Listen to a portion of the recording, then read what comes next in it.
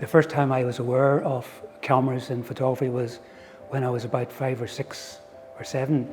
My father put a box brownie into my hand and said, "Here, take a photograph." We were on holidays in Portrush, and it was a photograph of my brother and my mother and him. And so I went click, and then I remember seeing the photograph, and I couldn't believe it. It was like magic.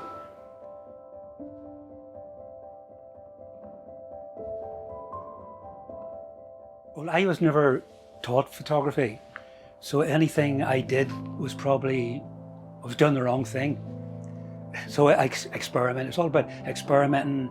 I was very, very lucky because Kent Mayer Photographic Paper sponsored me, and they sent me big rolls of photographic paper. So I was able to really experiment and destroy paper and try different things and not worry about any expense. Well, I start off with the negative, and I pin the negative onto a window, and I use a magnifying glass and a pin, and I draw into the 35mm negative. And then I get a brush and ink or black paint and paint into the negative. I can see what I'm doing because it's highly magnified. I'm making it into sort of an abstract image. And then whenever that negative is dry and ready, I put it into the enlarger, and then I'll print it onto photographic paper. But I still have to dodge and burn all the things you would do with a small print. So I use a big piece of cardboard and go like this here, at the edges and highlights and dark areas, dodging and burning. But sometimes my arms would get tired. I'd give it to somebody else and I'd say, "Look, will you stand there and do this for 5 minutes?" I was born in Dungannon, County Tyrone, and I was lucky enough to go to Dungannon Royal School and get enough O-levels, A-levels to go on to art college.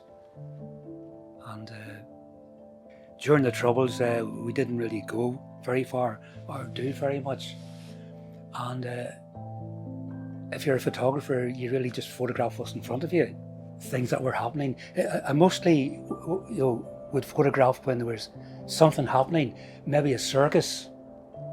It had to be an event. I always found that those images were always better. So I photographed Northern Ireland because I lived here and I just photographed what was happening around me. But I never ever photographed the Troubles as such. I would maybe photograph after a bomb blast, or after something that happened, or go to somewhere where something that happened 10 years ago. But I would never ever, seek out trouble, so to speak. I seem to be drawn to the remnants of conflict or old derelict buildings. For example, in the Luxus series, it was an old pub, which used to be a kosher butcher shop, converted into a pub, and very, very dilapidated. And when I was there with Glenn Patterson, we went in there most nights, and I thought it was brilliant. The imagery was fantastic. They made no attempt to renovate it or do anything with it. The original blue butcher's tiles were still there. He just sort of plunked a bar in and a few drinks and a goldfish bowl and lots of goldfish. And I think it really inspired me to take photographs there. I don't have any particular favourites, but when I see these old images from the 80s, and I haven't seen, this one here, taken in Derry, Londonderry, during the 12th of July periods. And it's nice to see it on the wall again and back to life again. It's great.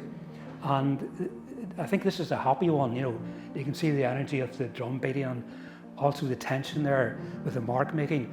But it's about 50 years of work here. And I just hope to appreciate the effort that went in over those 50 years. And I think I can see now there's such a variety of work, different types of work. There's straight photography, there's colour photography, black and white photography. There's photography taken this year, last year, 1964, 1980,